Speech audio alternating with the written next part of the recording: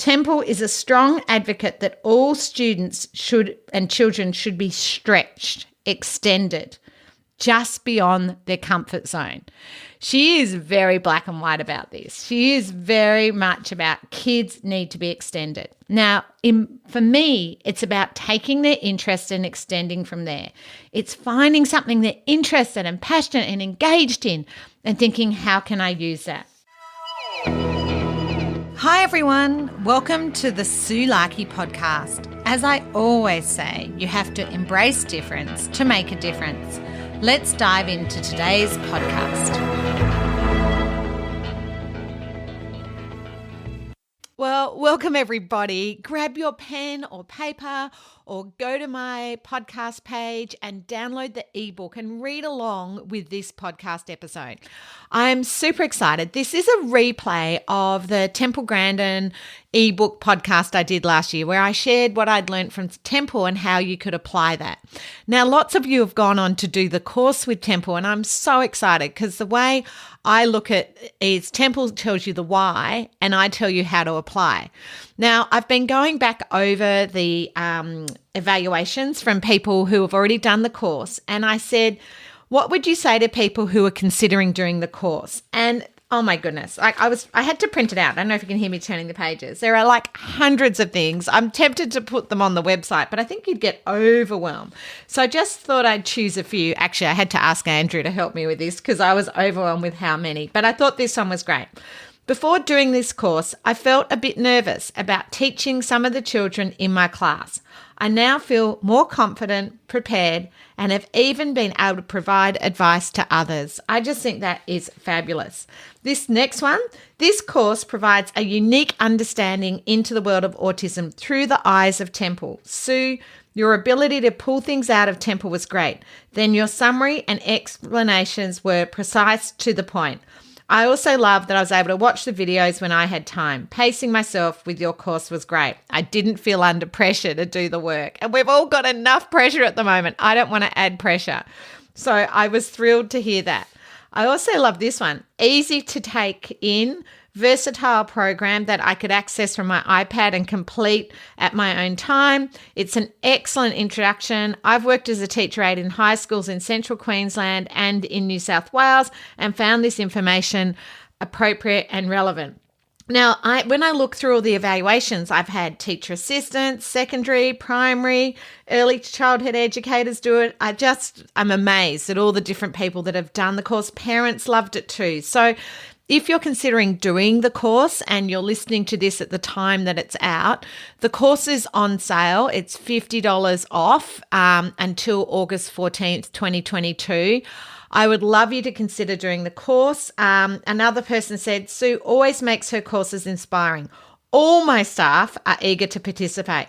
I think the length of them makes them easy to fit into a busy week. Even my husband listened in too over my shoulder. Thanks so much. I love that. I actually do meet a lot of husbands who are like, my wife listens to you. I feel like I know your voice. I hear you all the time. And the advantage is you can do it while you're cooking. You know, you can be cooking dinner and watching the course. Sue Larkey is amazingly gifted at taking the words of an educator and presenting them as relevant strategies, tips, and ideas for you and your students. The IEP documents and guides are priceless. Now, I must say, I was thrilled to hear that people found those IEP documents helpful because I was conscious some of your schools already have things and I didn't want to add more to what you already do. That what I've tried to do as you do each module, you take away specific things for specific students rather than just watching and not taking much away. Oh my goodness, Andrew's highlighted far too many of these, but another person saying they love the IEP documents too. I highly recommend if you haven't watched the first lesson of Temple Grandin, it's available till August 14th. The ebook that goes with the free lesson, you can download it there or you can download it on my website with this podcast page. Can I just remind you, if you already get my emails, I might be in your promotions or in your spam. Because I send so many emails, the universal world of Google assumes that I'm sending you spam, and I promise you it's not. It's just tips and strategies that I wished I had. I met a high school teacher last term who was a first-year art teacher who said, Sue, I went into the school, I had a complex classroom, and I was asking my colleagues, like, have you got this? Have you got that? And most people didn't have things. So I found your website, and it's just been so helpful. And that's really what I'm trying to do. You could go and Google for hours, but I'm trying to give you the tips and strategies that make a difference. Like Temple Grandin, I wrote a whole master's on Temple Grandin, 15,000 words. Well, I'm just giving you the top information from Temple in this ebook, plus the new insights I got after collaborating with her. So I hope that you enjoy this podcast. I know it's referring to some things from last year, so I apologize for any dates or episode numbers in this that are now irrelevant. But I just love Temple, and every time I watch and listen to her, I get so many ideas. But also remember, it's about thinking about what you're already doing. I think we're all very guilty of going, I need to do more. I don't think there's any problem with listening to this going, already allowing processing time. Already got my visuals, already done that, like already aware of the sensory, like really just go, yep, already doing it. Just take that moment to celebrate what you're already doing. Hope you'll join me for the Temple Grandin course. As I say, 100% of people who have done the course would recommend it to other people, which always blows my mind. So thank you everyone who's done the course. And for those of you who are thinking about doing it, I hope that you enjoyed as much as all the other people have who have done the course. I am so excited. I have put together an ebook that really breaks down how Temple Grandin has informed my teaching practice and how it can inform you as well. This ebook is full of hundreds and tips, but what it does, it has a quote from Dr. Temple Grandin and then my tips and strategies in how I implement her insights and lived experience in my classroom. Now, if any of you don't know who Temple Grandin is, because I realized last time in episode 116, I got all excited talking about Temple and how excited I was that we've collaborated to create this new course that's out now, by the way. If you haven't been getting my emails, jump on my e-learning website. Honestly, I think this is the best course I've ever created. It is just full of so many things you've never heard me say before. Everybody who has reviewed it and checked it for me was like, wow, this is like amazing. So I must say, like any course, I am always about giving you the most practical and hands-on and tips to make a difference. But teaming with someone like Temple Grandin with her lived experience, an amazing mentor and hero to me, is just beyond exciting. So just stepping back a moment, if you don't know who Dr. Temple Grandin is, she is one of the most respected individuals with autism in the world. She presents at conferences around the world, helping hundreds and thousands of educators and families understand how to teach and engage their children and students. She's not only informed by a lived experience, also the latest academic and evidence-based research. And throughout the course, she refers to papers that I'm including in there for you to have a look at, because it's just amazing. And I did not know about any of this research before she shared it. I went and read it all, and it was just fascinating, absolutely amazing. And it really helped inform me, and I know it'll help inform you. But what is amazing about Temple, she was born in a time we didn't even have the word autism. Her mum was told to institutionalize her. She didn't speak until she was 3.5. But she has this amazing memory and able to share her insights and how it felt for her and what made a difference. But she's really honest too. She's really honest how horrible the bullying and teasing was. She's very honest about how her mother really pushed her and just extended her. And she's also very black and white about what kids on the spectrum should be doing. She wants more for kids. She believes that the kids on the spectrum can do so much if we encourage and extend them, but she talks about how to do it. She doesn't go, oh, you should extend them.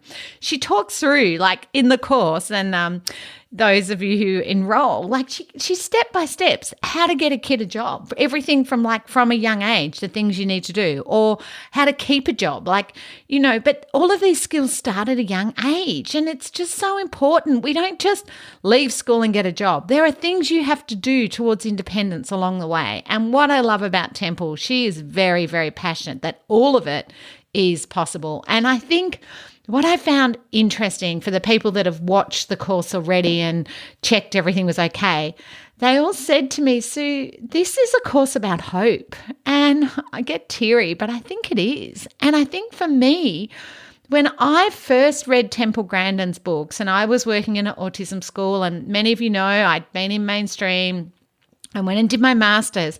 Temple inspired my thesis for my master's because she was the first person to talk about her thinking in pictures. And that was her book that I read that I was like, oh my goodness. I had to send away to America. There was no Amazon then. I had to send away. It took 3 months for that book to arrive. And when it arrived, it was like, oh, wow, I want to understand more about visuals and thinking in pictures. Now, Temple's gone on to describe 3 different types of thinking, and it's in the course on how different people on the spectrum think. So hers is thinking in pictures, but there's different ways of thinking. And those of you who have seen her TED Talk, she talks about that too. And her TED Talks had over 6 million downloads. It's amazing.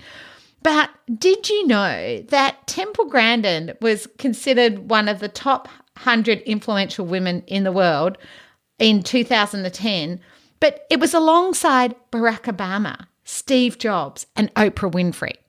They were in the other 100. I mean, isn't this amazing?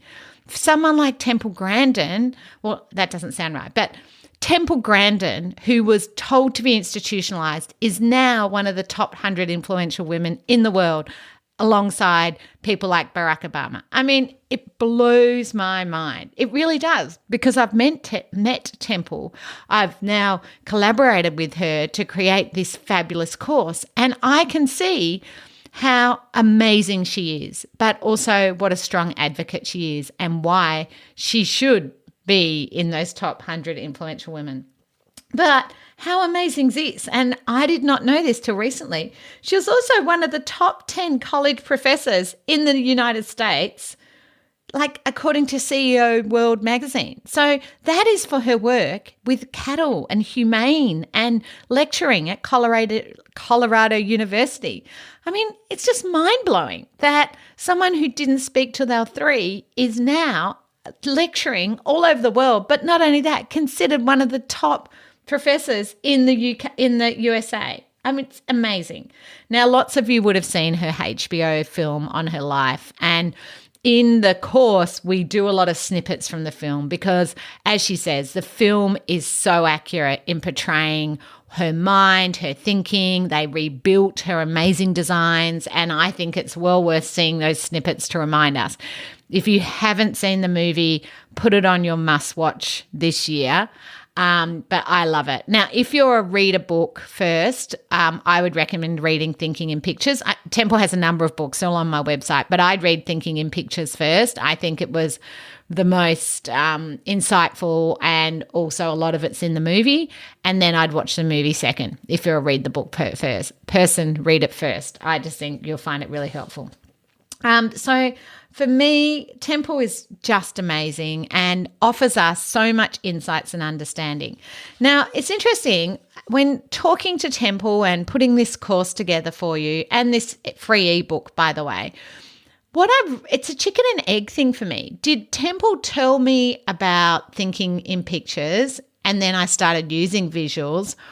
Or had I sort of worked out visuals work for my kids and then Temple reinforced it and explained it? I'm not really sure. With a lot of these things, I don't know if my aha moment came when Temple said it or something I'd been trying worked and then Temple said it. I'm like, well, that makes sense. I'm not really sure. But the way I see it is what I always say, I wish I could climb in a child's brain and have a quick look around. Temple offers us that insight and understanding. She offers us that look inside how her neurodiverse brain works and how we can then best support our kids to give the best outcomes. So, a few things. make sure you download the ebook. Check your emails. If you don't sign up to my e-newsletter, jump on my website. There'll be a link to download it. There is, just for 2 weeks, a free module or lesson available to give you an idea of what the course is like. I always would prefer you get to see what the course is like before you enroll in it. It's a 5-hour course, and as always, if you start watching it, it's not for you. Do not worry. You can be refunded. The last thing I want any of you to do is watch a course that's not for you. Now, I just want to say, particularly for parents listening, that I know that I have called the course Strategies and Insights to Inform Your Teaching Practice and the ebook, but it is to inform your parenting too. And there's a bonus based from the book called The Loving Push on 12 tips for pushing, extending your child. And parents, there's a little bit of a chat for you there too, and some information. But I just want you to know that this course is for anyone, whether you're working with adults or students. And although I have made it teacher focus, I promise you will take away amazing aha moments that you can apply to any age and stage. The reason I've made it teacher focus is because as a teacher, we need to use lived experience to inform our teaching practice. I am so passionate about that. And I'm so passionate that Temple Grandin should be one of our people that we listen to and hear what has helped her, and also what her mother did. I mean, her mum was amazing, and her auntie, and hence why this is very informative for parents too. So let's have a deep dive into the ebook. The number one thing which I've just been talking about, but the quote from Temple is this: I think in pictures. Words are like a second language to me. I can't hear if there is background noise. I am functionally deaf in a noisy restaurant. So how does that inform us as teachers, as educators, as parents, as support workers? That tells us that when we're out in a noisy place or in a noisy classroom, many of our kids are not going to perform it the same way they would one-on-one in a quiet room. They're going to be different at home and out, and how exhausting it must be trying to block out that noise. That no wonder we need to use visuals. So in here, I've got 9 reasons to use visuals. 1, you can refer back to them. It remains constant long after the word's been said. So it's still there. If you're only on 1 bar service, if you've got a visual, you can refer back to it like a screenshot, right? It allows for that slower processing and that 1 bar service that we're going to talk about. It helps you prepare. That without a visual, you don't know what's coming next. That's why we need a visual schedule. And Temple talks about chunking things, the importance of chunking things in the course, which was fascinating. Supports their learning. Of course it supports their learning, but it supports their independence. And for me, that's the most important thing.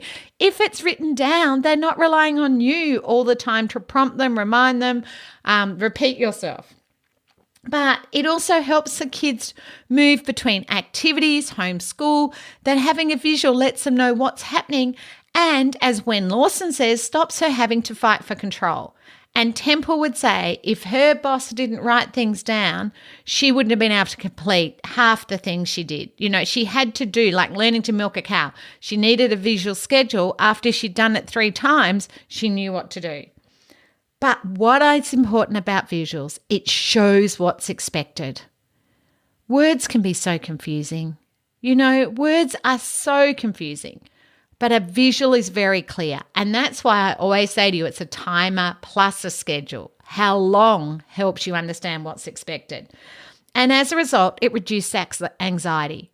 So the more visuals, the less anxiety. And the same for me, timers. And I know some of you go, no, the timer makes a child anxious. Guess what? You need to practice using the timer. You need to practice. That's okay. Children who get anxious about timers also get anxious about making mistakes, because remember, they don't have a plan B. So, we didn't finish on time. That's okay. We can finish it tomorrow. We can ask for an extension. These are all important skills. So have a think about that. So I absolutely love visuals, and I highly recommend you think about using visuals. There's some more tips in the ebook that I recommend, like how to use visuals. But I know that we've talked about this lots of times before, but it's really important that you not only use visuals, but you think about how you're going to use them and make them consistent. The next one is, which Temple is so big on, is using their interests to extend them. So I found this fascinating. Burger Kings and McDonald's will not use meat unless it has been through abattoirs that uses Temple Grandin's design and humane checklists. In fact, she has designed 50% of abattoirs in Northern America. None of this would have happened without Temple's mother extending her by insisting she visited her auntie's ranch. This helped develop Temple's interest in cattle and resulted in her becoming a pioneer in the field of animal science. Temple is a strong advocate that all students and children should be stretched, extended, just beyond their comfort zone. She is very black and white about this. She is very much about kids need to be extended. Now, for me, it's about taking their interest and extending from there. It's finding something they're interested and passionate and engaged in and thinking, how can I use that?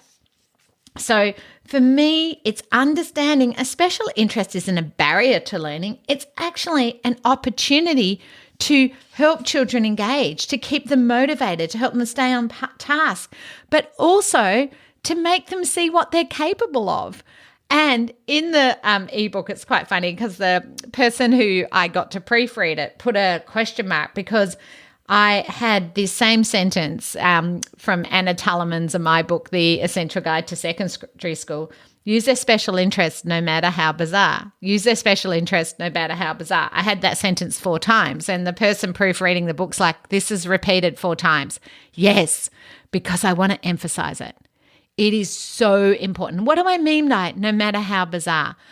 Temple did her thesis on cattle mooing. Everybody thought that was bizarre. People are like, who cares how cattle moo? But she was like, they were trying to communicate. We wouldn't have had half the breakthroughs in the world without people who think differently and who want to investigate things like mooing. You know, Temple has made abattoirs more humane because of taking an interest in cattle and building it and making that into something interesting. And I can tell you, I have used so many of my kids' interests, whether it's in videos or games or Minecraft or animals. You know, you can use all of these and they could be a future career. So please remember that you do need to use their special interest no matter how bizarre, but you have to have rules around it. You must make sure that they're clear rules. You also need to think, how can you extend these things? And one of the things in the course that Temple says is how long to persist with things. Like if you're trying something new or trying to extend them, and how long do you persist before you go, this isn't working? That is such an important question. So the next one I found really interesting. So as I mentioned, Temple was one of the top university professors in the USA. She's given hundreds of speeches in her career and shared priceless insights into the way the autistic mind works. She offers invaluable insights into sensory processing challenges and the need to find ways to help children regulate. Temple has developed a range of strategies to calm her senses, most importantly, her squeeze machine. Or famously, her squeeze machine. And any of you who have watched the movie would have seen the prototype, and in her book, you'll see photos of her in it. And the squeeze machine she uses like a hug to regulate her senses. Interesting, she was saying when we were talking that when we were filming that she doesn't use it anymore. It broke and she hasn't fixed it because she actually doesn't mind being hugged anymore. That she's found with COVID, she's missing that sensation. So isn't that interesting? That machine, and I don't know, I'm just making some leaps here, desensitized her to being squeezed. And now she was able to enjoy being hugged by people, but now we're in COVID, she's missing that. I love that. How many of you have had kids who don't like something and end up loving it? Isn't that a classic of Temple desensitizing, understanding the physicalness? I love it.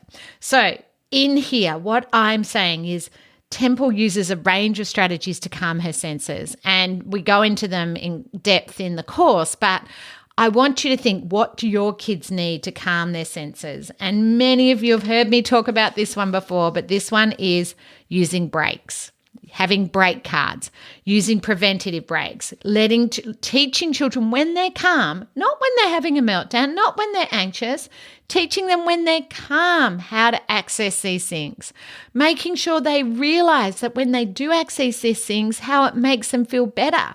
The importance that they have a break, but learn to advocate and request a break and know how that makes them feel.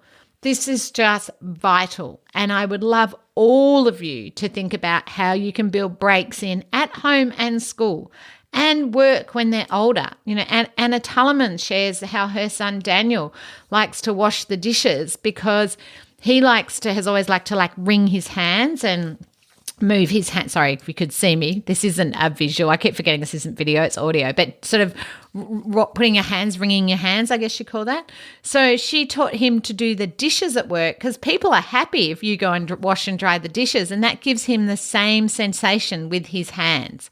So you've got to think, how can you get these things built into your everyday? So one of the other things that those of you who have watched the movie and read the books or watched any of Temple's interviews, her science teacher, Mr. Carnock, gave her the most interesting projects. And he was the one who worked out she thought in pictures and explained that to the other teachers. But he would give her individualized projects that would extend her. But also if she got stuck, he wouldn't give her the answer. He would just give her enough clues and hints so that she had to work it out.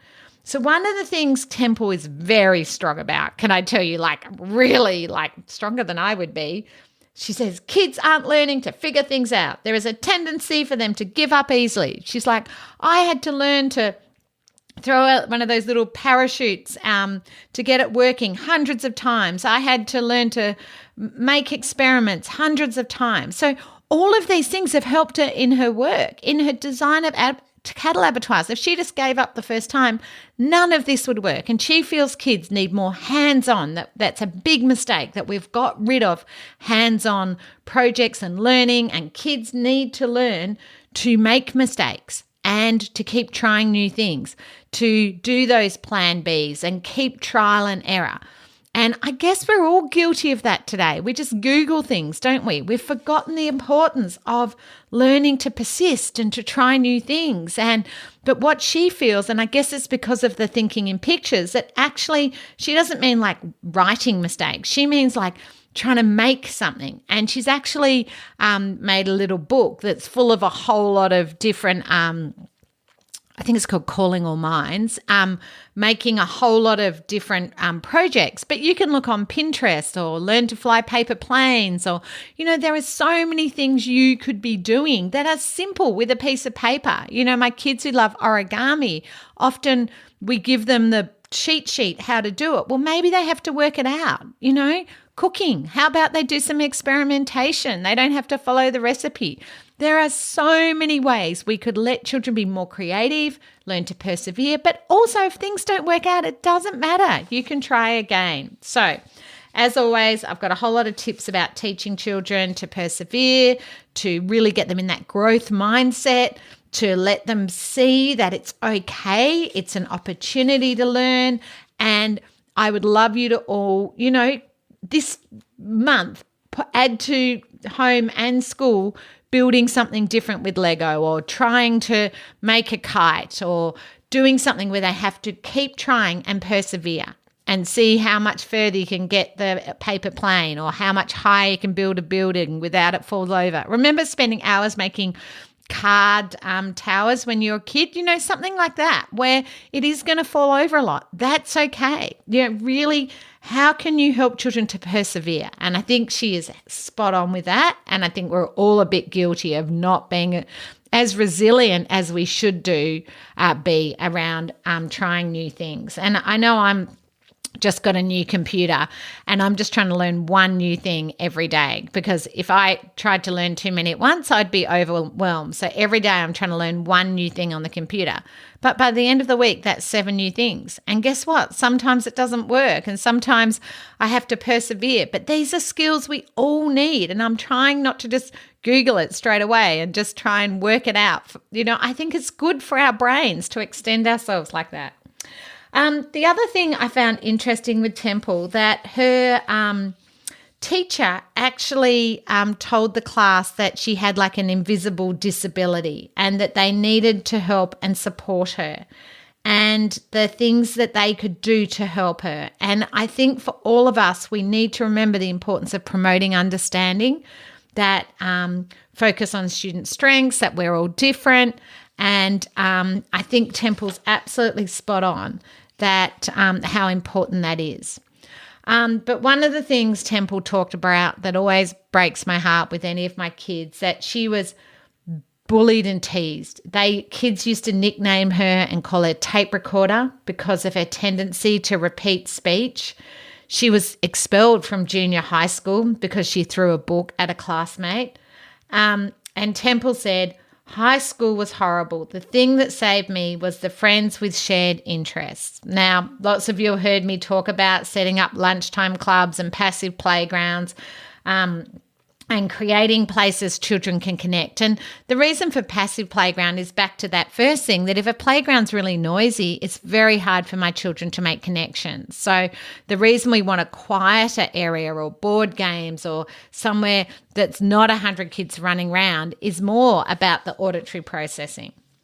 And the last but not least one, as a child, as I mentioned, Temple did not speak until she was 3.5. And now she has given so many speeches, it's not funny. And she said this, "I remember the frustration of not being able to speak." Isn't that fascinating? Can you imagine the frustration of not being able to speak? And Temple remembers it. Now, she had a very good speech therapist who her mother got to come to the house, who really worked on her speech.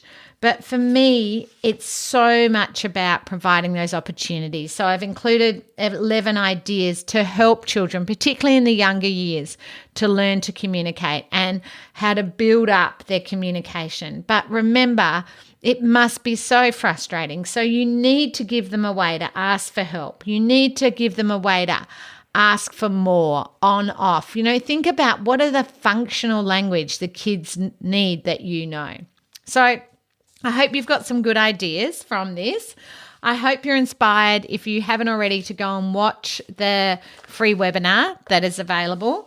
And if you have listening to this later and you miss the free webinar, make sure you sign up so you get to see it. We'll probably be offering it like a few times a year for you to see the free lesson and get a feel for what the course is like. I really hope that you are inspired to join me for this fantastic new course that is just going to really give you so many practical strategies and tips to extend children in what Temple would call the loving push, to give you the insights and confidence, really, the confidence to have a go and to know what is possible for the kids and how long you should do things like persevere and so forth. So please email me if you have any questions about the course.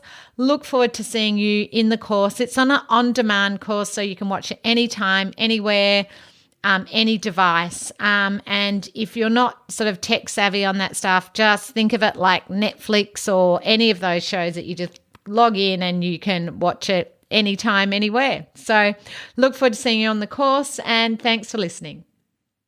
I hope you've got some great tips and strategies to make a difference. Remember, strategies wear out and not every strategy works for everybody. If you're ready to dive in deeper to more strategies and ideas to make a difference, I'd highly recommend you consider Dr. Tony Attwood or my online courses. For more information, visit my website www.suelaki.com.au.